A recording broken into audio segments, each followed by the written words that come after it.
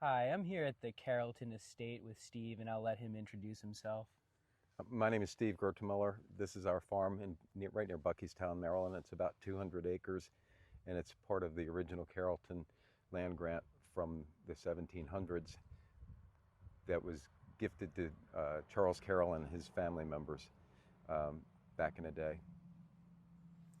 So, we're here because the MPRP project is going to cut through this farm. It's going to start on that side, it's going to go through a Buddhist temple, and it's going to cut down the back side of this farm. Obviously, as you can imagine, there's tons of history at this farm, given the nature of it. Uh, Back in those woods, there is a kiln that was used. Do you want to talk a little bit about that kiln? Yes, along those woods is the original B&O Railroad uh, that was built by Charles Carroll and Robert Garrett in the 1800s.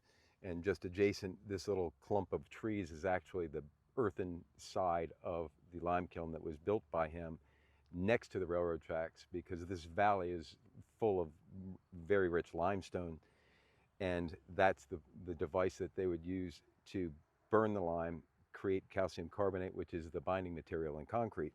Uh, some of that aggregate was used in the Washington Monument and the U.S. Capitol building.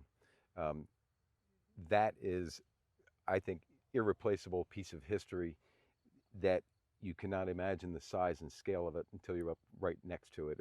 It's incredible that they built that back. I believe it dates from 1818 to 1820, according to the history of Carrollton, which was done by Manassas J. Grove, which is an old Frederick County man from years ago. In this clip, you're going to see the kiln building that Steve was talking about, and I'm going to walk around it and show you just how big it is and how amazing it is. It's interesting to think that our forefathers could build something that's still standing now and honestly could probably still be operational. Will we be able to say the same thing about data centers and the upgrades to our grid in 100 years?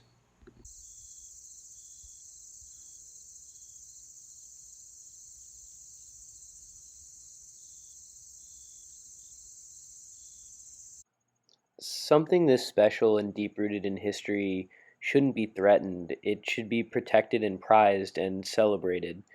The fact that buildings like this are being threatened with the transmission line project is appalling to me.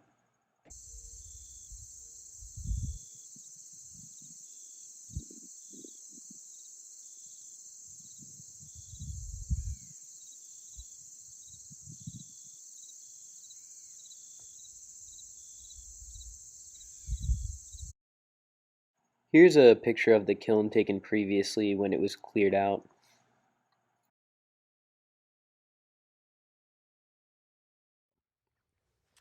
So, as you can see, the lines are going to cut straight through a productive farm field. Um, because of the regulations of PJM, what you can do under these power lines, it's very iffy if farmers are going to be able to farm or not at all. What do you think a year your loss is going to be in crop production? Um, in the thousands per year.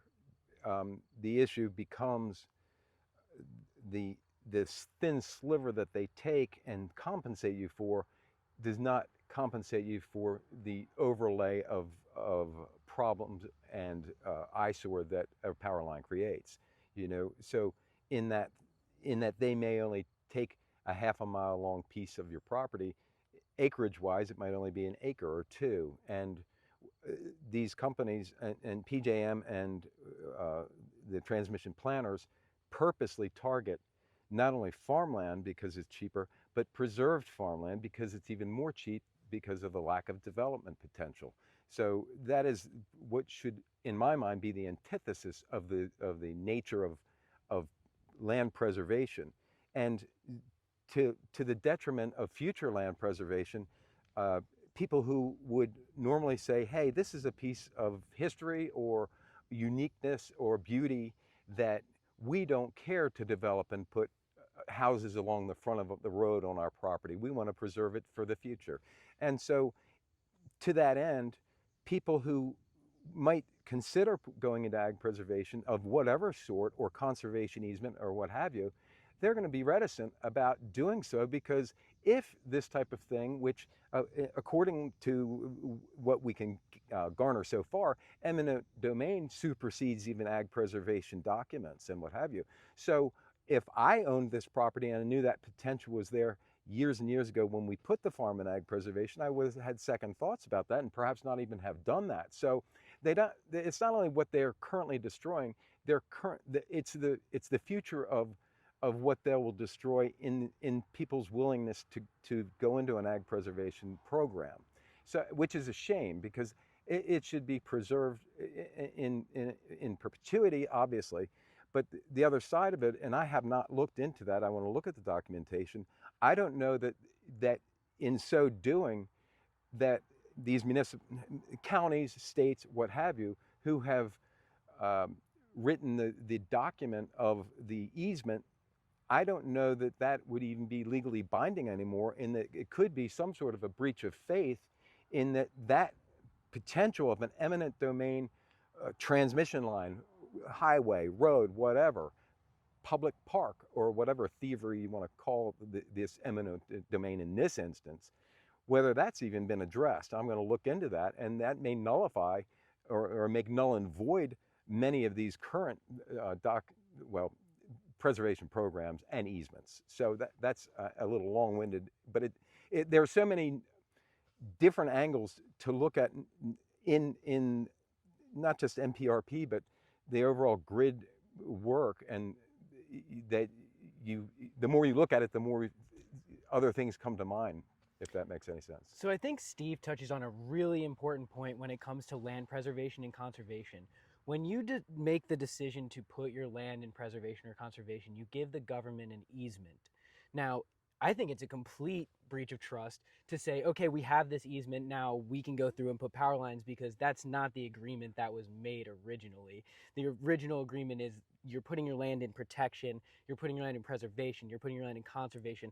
Projects can't be built, homes can't be built, data centers shouldn't be able to be built. But that's what we're here and what we're facing now. We were talking earlier, and one of the things that came up is a lot of trees are going to be cut down in the back of Steve's property, and a lot of these trees have a value that's more, some trees are more expensive and some trees are less expensive. Do you want to speak more on that, Steve? Yeah, I'm guessing 50, 60, 70 years ago, just beyond this little grove of trees, which is actually a limestone outcropping, is about 2 acres of veneer black walnut trees, which are getting close to harvest. So how to value that as a standing timber, I don't know how they would do that. I don't know that they would compensate you for that. They may just look at it as a per acre easement, and therefore, okay, we're taking a half acre, and preserved ag land in Frederick County is worth $7,000 an acre. So here's your check for $3,750. See you later. So again, each little aspect of this brings up so many more questions as to how it's approached, and the approval that they've gotten, meaning data centers or these developments of this sort. I don't think that there is that kind of, it's too complicated to have all the foresight and planning into all the different aspects that rear their heads down the road, or in the post-approval process of putting these things in, data centers in. So Steve is actually really familiar with data centers, because his property actually is very close to, it butts up to the old East Alco property, which is now Quantum Loophole. Steve was showing me, and we'll have some clips, the sheer size of these data centers is mind-blowing, or the proposed sheer size of these data centers is mind-blowing when you're actually on the ground driving around it. What you'll see in these next few clips is just how massive the multiple properties are that Quantum Loophole owns.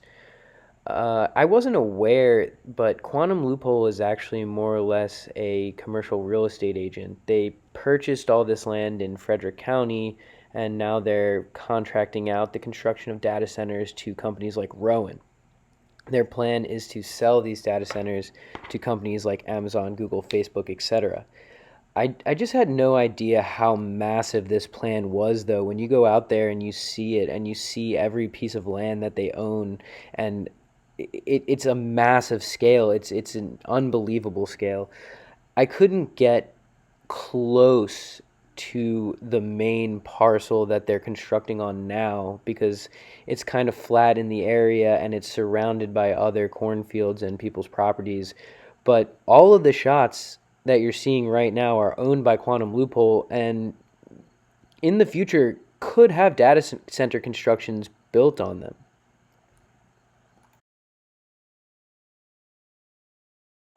In this shot, you're seeing a new entrance cut through the trees into Quantum Loophole's main parcel of land, and this is a really good example of what 300 foot of clear-cut deforestation looks like. This is what we can expect under the MPRP right away if it's allowed through.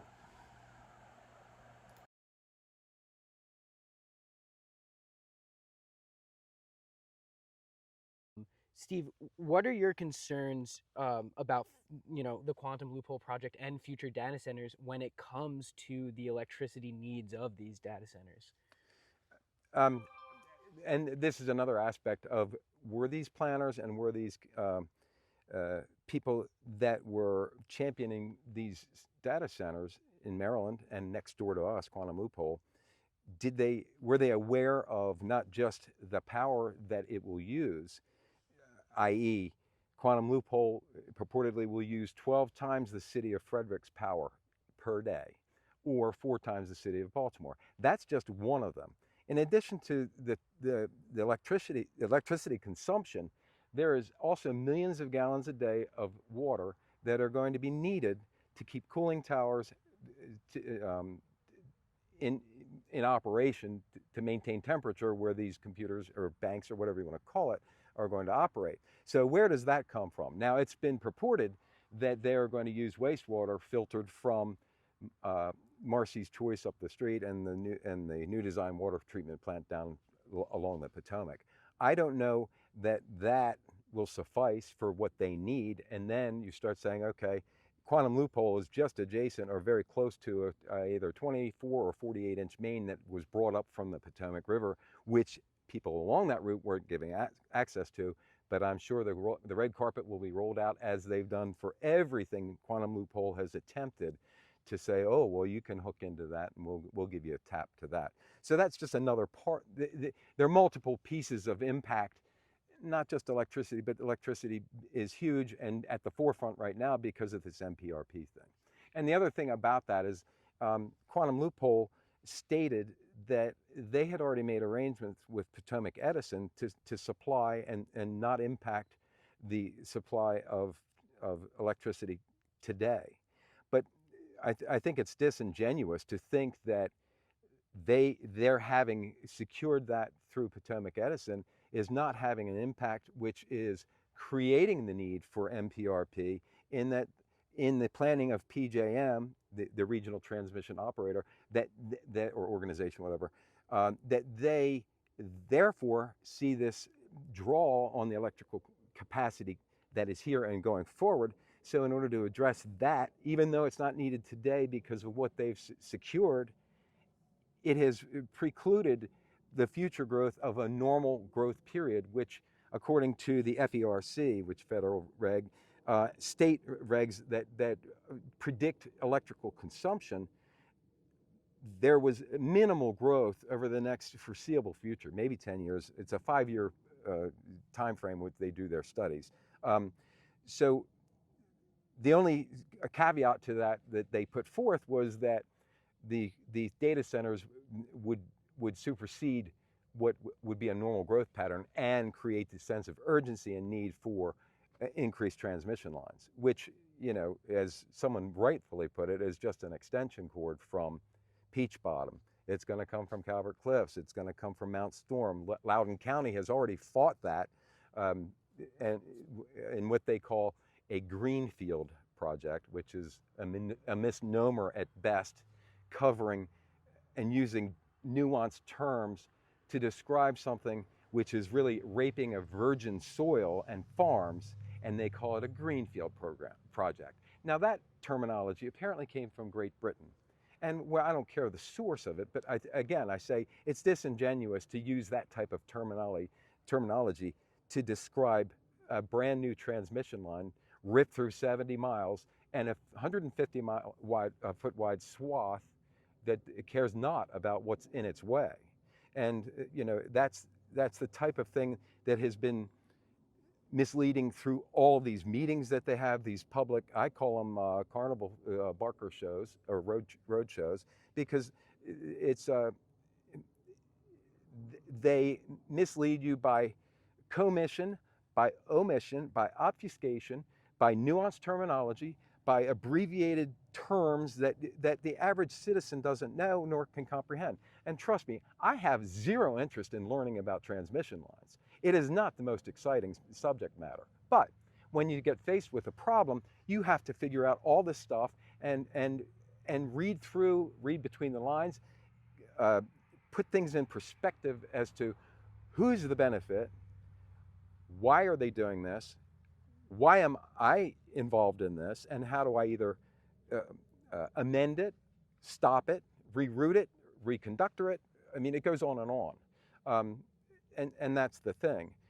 Then one other point, and I don't mean to get off subject, but it is ridiculous that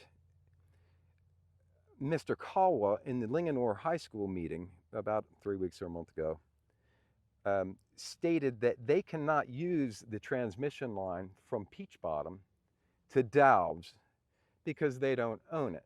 Now, you could, as you know, the average guy sitting there that evening, I said, oh, well, that seems ridiculous, but if you don't own it and that's the rule, well, that's the rule. Well, Peach Bottom is a nuclear power plant. It is owned jointly with Baltimore Gas and Electric and PSEG, the New Jersey company. So when they jointly own that project, and BG&E is the transmission line owner, at least in part through Baltimore County and into western Carroll County, for him to say that we can't use that because somebody else owns it, but the power is coming from the exact same thing as we discussed, I don't know how PSEG dictates which electron is going in their line and which electron is going in BG&E's line. So how do you square that with the general public? And as I said, at the time that was stated, I was in full belief of what he said. So when you get that kind of knowledge after digging deep into these meetings and these proffered statements, you start to distrust the deliverer of the statement. And that would be him, and that would be a lot of the other things where they say they've met with state officials, and the state officials say, no, we have not met with PSEG. Well, lo and behold, PSEG decided it would be prudent to give $10,000 for the Maryland legislature and the Frederick County executive to go to a convention. I won't describe what type of convention it was, but it was just last week and it was in Chicago. So you can figure that out. So to say that, I'm Foghorn Leghorn, I know nothing, Sergeant Schultz, Hogan's Heroes, all that stuff, it's just BS. It really is. And so, again, it just leads you to say, I don't believe anything I'm hearing from these things. Why am I coming to this meeting to hear this yabber? Because it's not true, or it's misleading, or it's omitting, or what have you. So Steve, like many citizens, as you can tell, is very upset about the situation. I want to touch on three things that Steve said, because he said a lot. One, the lack of transparency, the terminology used, the abbreviations, the things said. The average person can't understand what PSEG is saying most of the time because they haven't taken the time to research these terms. They say they're such a transparent company. PJM says they're a transparent company, but then they use these terms that lock out the regular citizen to really understand what's going on. The second thing that he touched on was the power generation, the actual amount of power that's needed. The Electric Power Research Institute, or EPRI, states that in the next 6 years, or by the end of the decade, 10% of the grid's power is going to be used for data centers. That's an extreme growth rate. PJM, the regional power grid manager, states that 7,500 megawatts of power is needed by 2027, 2028 to power data centers in Northern Virginia. On top of this, there's a data center summit on the 29th where where data center industry officials are going to be talking to Maryland politicians and businesses trying to sell even more data centers in the state of Maryland. Here are several images from the data center summit on the 29th. There was a protest held basically in the name of regulation on the construction of these data centers and regulation on the way they generate their power, so it doesn't have to be put on the back of the farmer or the business or the school or the place of worship, etc. We're putting the cart before the horse. We need power generation. You can't build these plants, hook them to Pennsylvania grid, hook them to these elderly sources of power like Peach Bottom, and say that this is the solution, because it's absolutely not. The third thing that I wanted to touch on, the water, and that's something that a lot of people aren't talking about. Potable water. Data centers in Northern Virginia use an extreme amount of potable water. It's a problem, and they've been using even more. When you talk about this with people that are involved in these projects, what they say is they're using treated water now, treated gray water. Well, if you look at places like New York, treated gray water is very drinkable. They drink it all over the world. So don't be fooled when they say they're using treated water. Don't be fooled into thinking that's not drinkable water, because it is. I think all of those are really important points. Is there anything that you want to add, Steve, just to Well, wrap it all up here? two more final things. Number one, I'm really not opposed to a data center. You have to have it, you have to have it. Where they cited this one next door to us, I think that was a mistake, but it was owned industrial. It was basically East Alco owned it for, since the 70s, and they had an aluminum smelting plant that was fired by electricity. That purportedly should have been a Superfund site, okay? And there were remediation efforts both then and ongoing that anyone who bought the property had to own up to and continue those remediation efforts. So Quantum Loophole, in my knowledge, paid about $100 million for 2,100 acres next to us, which that is some of the most beautiful farmland in Frederick County. I don't care. I'll argue that point all day long because I've farmed on it. Anyway, so if you want to put a data center in, go down and where the red dirt soil is, which would have been closer down. Do a transferable development right deal with East Alco and let them build it down where there's nothing else. It's closer to Northern Virginia. It's close to Dobbs, but that didn't happen. So that's all hindsight and not worth even talking about. But it's worth mentioning in that the planning of this type of thing should take into account a lot of different variables rather than, well, somebody said that we need data centers in Maryland and we're going to make $800 billion a month because they're being built here, which I think is all pie in the sky. I don't know that that'll come to fruition. Back to the transmission line, and what I think is completely twisted is that PJM, the overseer, puts out a contract to someone to build a transmission line based on certain parameters that they've come up with to suit certain needs in the future. I don't know. I know a little bit, but not enough to talk about the timelines and the applications and the studies and yada yada. But here's this twisted thing in my mind. PJM will build this transmission line for $450 million. Let's be easy about it and call it $500 million, because there's going to be overages, overruns, and all that kind of thing. They, to my surmise, I'll say, part of that construction is going to be for rights-of-way purchases. They are guaranteed a 20% return on investment on top of their construction cost, which I am assuming is going to include the right-of-way costs. So let me get this straight. You're guaranteed to make 20%. You're going to buy my right-of-way for a deep discount. You're going to make 20% commission, if you will, which I bet most realtors would be ecstatic about, on the property of the rights of way that you buy. That is, to me, insanity.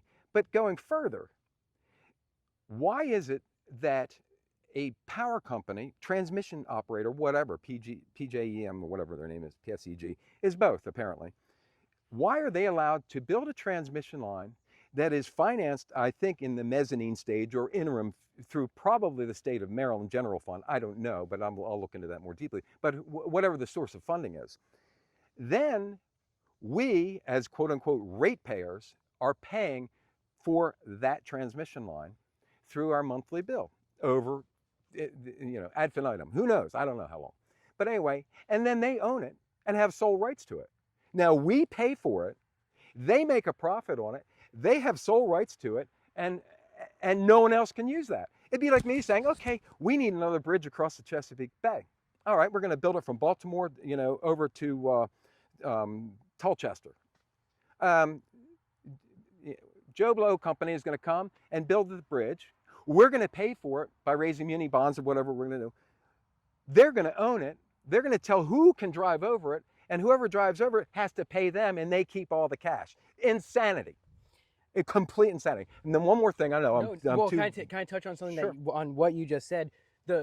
We're also going to be paying the taxes. So once they take the right of way, we're also going to be paying the taxes on the right of way, which is something you didn't touch on. Continue, please. Yes, and apparently the right of way does not just include putting power lines in. It also could include groundwater access. It could a number of different things, and we don't know that. But that's kind of an aside, but sort of contributory in what you start to discover in the whole program. And the other thing that Brandon and I were discussing, it's like, okay, Wes Moore, and I don't have any bone to pick with him. I don't know him. I mean, he's our governor, and I don't have any issues with him.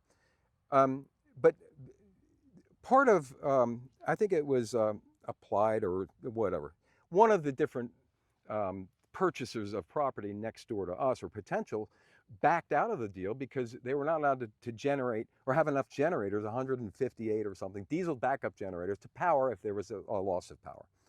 So I think it was in January of this year, maybe around the 25th, it was put forth that, hey, we need to change this law and give an exemption to data centers that their power backup generation can exceed the 69 gigawatts, I don't know, whatever watts, doesn't matter. Again, it's all terminology that the average person doesn't use in a day and doesn't really want to know.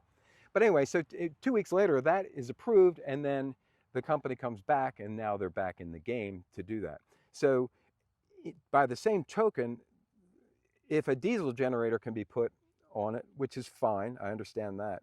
What my proposal is, why don't we just go ahead and use ethanol-powered power plants, which is a clean burning, renewable fuel, grown by local farmers. The local farmers can own the distillery or distillation plant in shares or whatever you want to do. That can be financed easily enough. And that would give another market and then stabilize. It's insane what farm people have to deal with in the commodity business when they're growing soybeans, wheat, corn, whatever. That one year it's $6, next year it's $4. And you're supposed to plan around that kind of thing. It's insanity, but farmers keep doing it because they love doing it. But anyway, that would sort of take certainly market risk out of it, but also a risk of not having a market even to deliver to. It would localize the energy needed to power the data centers, but that each plant could be built on site by the data center companies and fired with ethanol. Now, people may say, well, you can't do that. Well, we can land on the moon and they can build data centers like that. I bet you somebody could figure it out. Anyway. Co-location, right? Building power sources near these plants. When I think the ethanol generator is a fantastic idea, it would definitely ease tensions between farmers and these data centers. I mean, it would definitely ease tensions, but on top of that, you have a bunch of different things, solar, modular nuclear plants we talk about. There's a lot of different solutions when it comes to it. But I think that's a great note to end on, Steve. I really appreciate your time. Thank you. Thank you so much. Thank you for all the work you guys are doing, and everybody in the groups. They're doing all this background, taking time out for the benefit of everyone. And I know I'm going to go one more statement. Even though people will drive by, and I would typically do this in the past and see a no more power lines sign in the front lawn, I think, well, here's some kook and it doesn't affect me, so let's have lunch. And that would be fine to have that outlook. But the problem is, it doesn't just affect the people through whose property the lines are running. Everybody in the state is paying the tab. And everybody in the state is locked out of it because they now own it. That's insane. If it's got eminent domain capabilities for its justification and its follow through, then that eminent domain should be applied. That right of way through that transmission line should not be solely assigned to a certain company. It should be for the public domain, and that's what eminent domain is about. So I think that should nullify or make null and void this whole deal, is that you can't take my property to give to PSEG to profit off of, to fund Amazon, Google, Microsoft, et al. In Loudoun County, Virginia. Thank you. In this shot, we're standing in front of the kiln, and this is the exact path where the power lines are proposed to go, directly over us, over the kiln, and to the edge of the forest over on the other side there.